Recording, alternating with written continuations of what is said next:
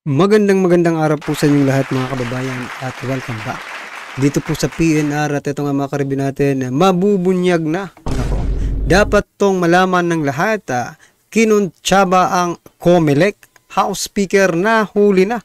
Nako, yan mga kababayan, grabe yung ginawa. Yan mga karibin natin, patungkol po yan ang ating alamin at bibigyan ng komento ngayong araw na to. Pero syempre bagong lahat, kung bago ka pa lang sa ating munting channel, please don't forget to subscribe at palike na rin po ng video ito.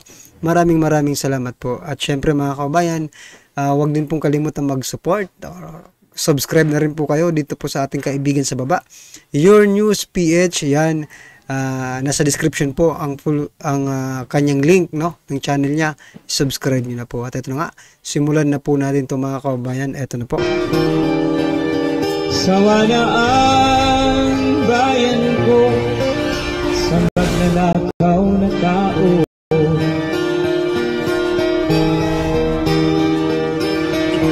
Breaking news ngayon. Viral ngayon sa mundo ng social media. Sadya ba talagang garapalan na di umano tila power tripping na mga politikong sisiguraduhin ang pagkapanalo sa darating na midterm election sa sample ballot printed ng inilabas ng Tacloban City? Tila nga ba raw ay naambunan na ng pera dahil tila kapansin-pansin di umano na walang kalaban si Martin Romualdez. Paano at bakit nangyari ito? Ano ang totoong nangyari mga kapanig? Ating alamin sa bidyong ito. Pero bago tayo magpatuloy mga... So yan mga kababayan, kalma lang po tayo ha. Huwag po tayong magpapadala muna sa ating mga damdamin.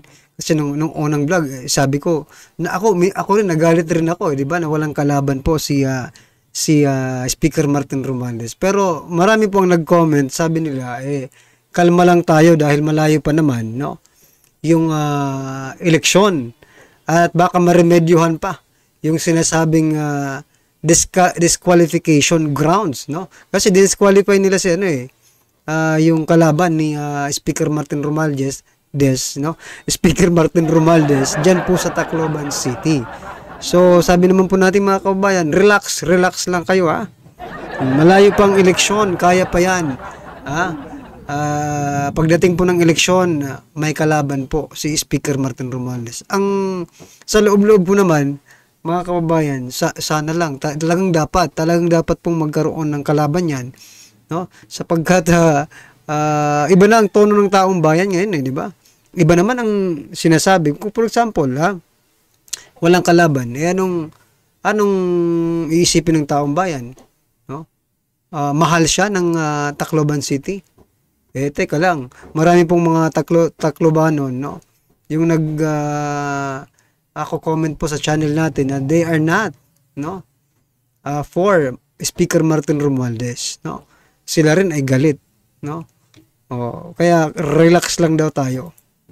Mga kapanig, kung bago ka pa lamang sa aming channel, yan mga kabayan, subscribe na po kayo. Subscribe at i-click ang notification bell para mas maging updated ka pa lalo sa lahat pa ng mga bagong videos na i-upload namin. At yun na nga mga kapanig, ito ang nakakagulat na balita na gumimbal sa buong Pilipinas dahil sa sample ballot printed na inilabas ng Tacloban City. Tila nga ba raw kapansin-pansin na wala ang pangalan na magiging kalaban ni Martin Romualdez. Matatandaan na inendorso ni dating Pangulong Rodrigo Roa Duterte si Neni Bacali na siyang makakalaban sana ni Martin Romualdez. Ngunit ang pangalan lamang ni Martin Romualdez ang makikita sa listahan. Kaya tanong ng karamihan sa ating mga kababayan, anong nangyari? Kapansin-pansin nga wala nga ang pangalan ni Neni Bacali sa balota para sa 1st District ng Tacloban, Leyte. Dahilan, kaya nang gagalaiti sa galit si Attorney Vic Rodriguez dahil nga wala nga ang pangalan ni Nini Bacali sa listahan para sa pagka-kongresista. Ayon kay Nini Bacali, siya daw ay disqualified ng COMELEC ng basta-basta na lamang. Ito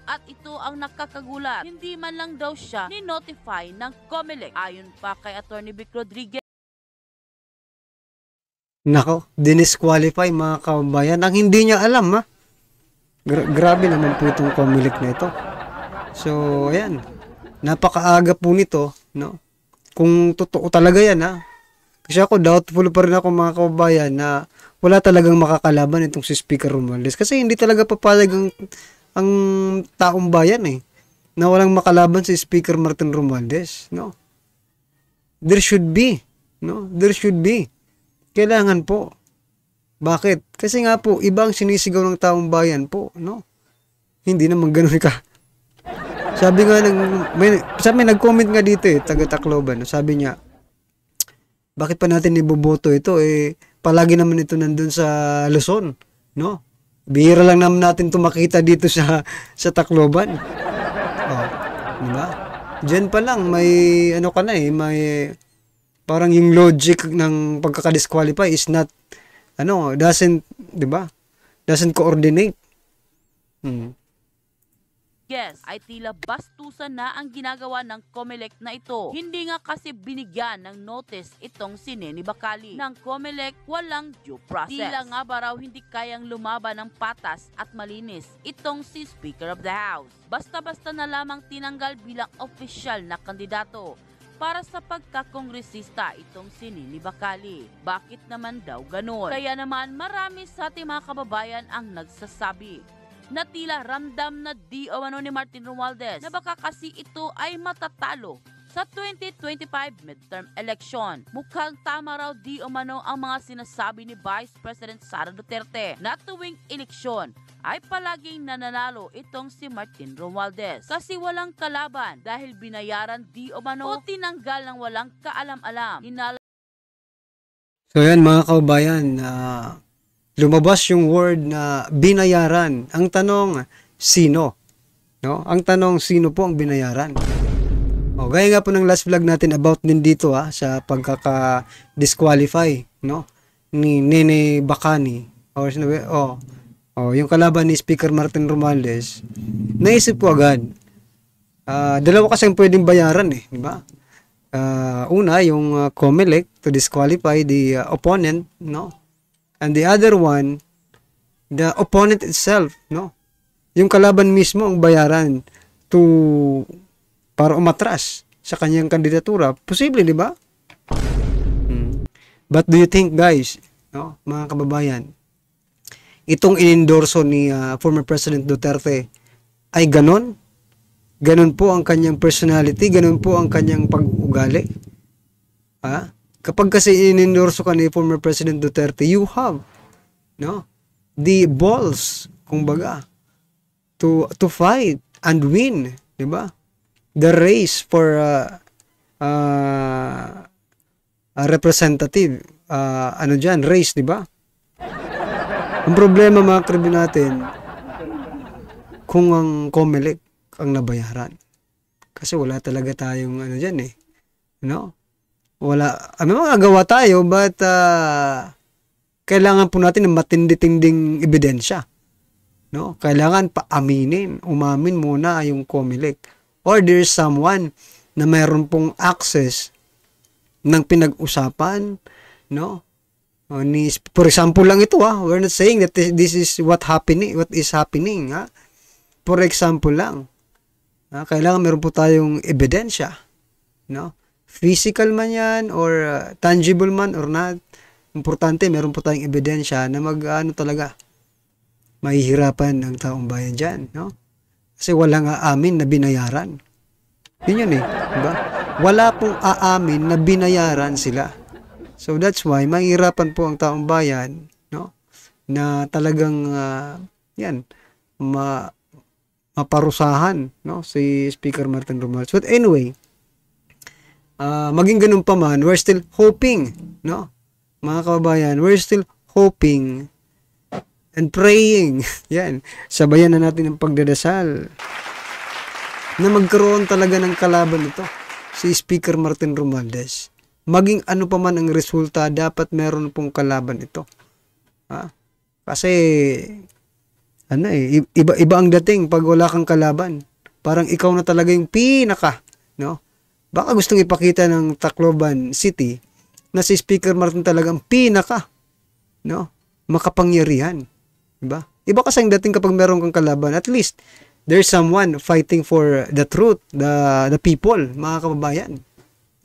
Pero kung wala, iisipin ngayon ni Speaker Martin Romualdez na siya na ang pinaka makapangyarihan sa mundo ng politika dito po sa Tacloban City. No? Marami sa ating mga kababayan ay hindi umano kaya ni Martin na matalo siya. Kaya para di siya mapahiya at tiyak di na may inilabas na milyon-milyon ito para i-disqualify ang katunggali sana nitong si Nini Bacali. Hindi dapat ito payagan ng 1st District ng Leyte at tama rin daw si BP Sara na talagang hindi mananalo si Martin Romualdez sa contest. Kaya gagawin ito ang lahat gamit ang pera ng mga Pilipino. Bagay na siyang nakakalungkot. May nakapagsabi ding mukhang luto na ang eleksyon sa Leyte. At ang gagawin di umano ng kampo ni Martin ay maglalagay sila ng balota ng walang pangalan ng mga kalaban ng nasabing speaker. Tapos kapag hindi di umano bumoto sa congressman or congresswoman, ang mga botante ay ayos na lang sa side ng nasabing kongresista dahil lahat raw ng loyal sa kanila naka-ready na nabaluta na kumpleto ang pangalan ng mga kandidato kaya mananalo pa raw din si Speaker of the House. Babala pa ni Atty. Vic Rodriguez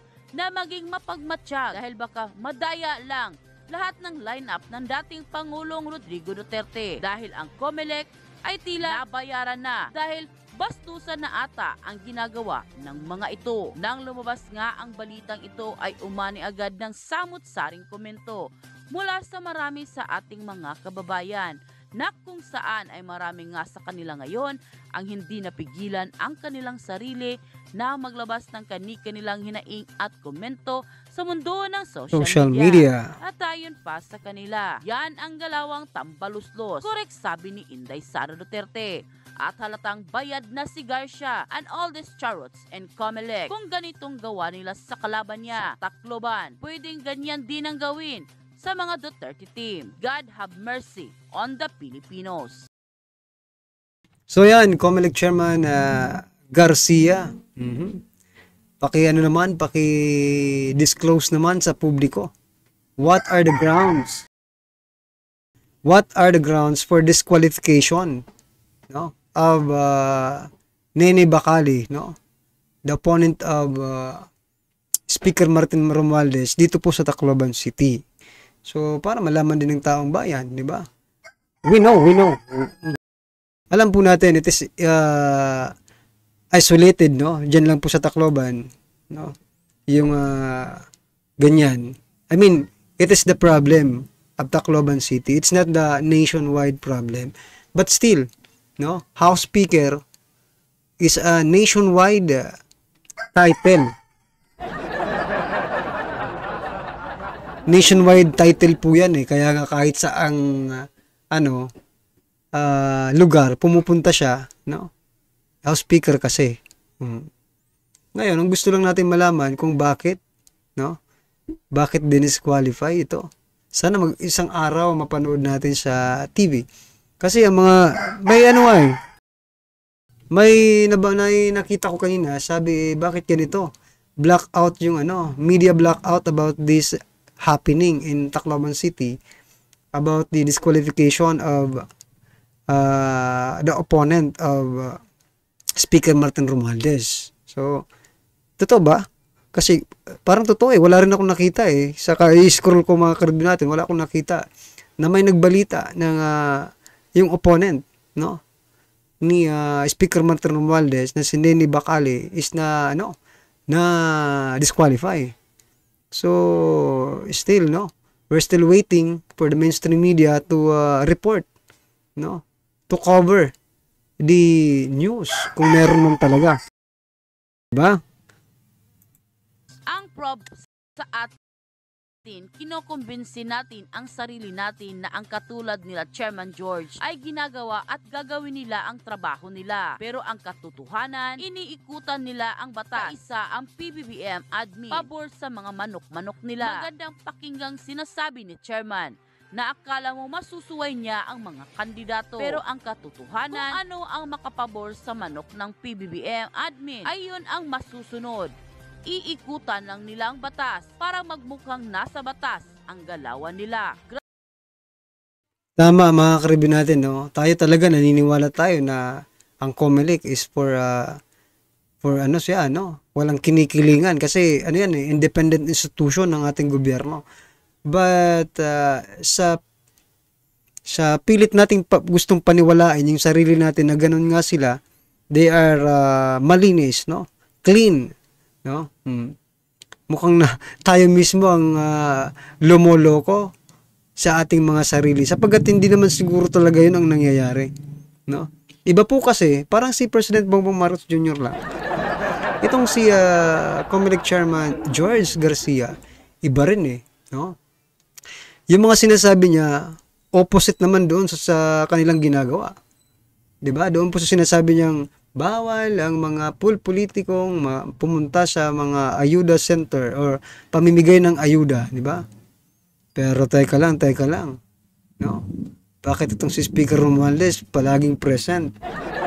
O 'di ba? Yan pa yung sinasabi natin, kabaliktaran rin ang kanilang sinasabi sa kanilang ginagawa. Di sana dapat na parusahan na po itong mga politikong itong kasama.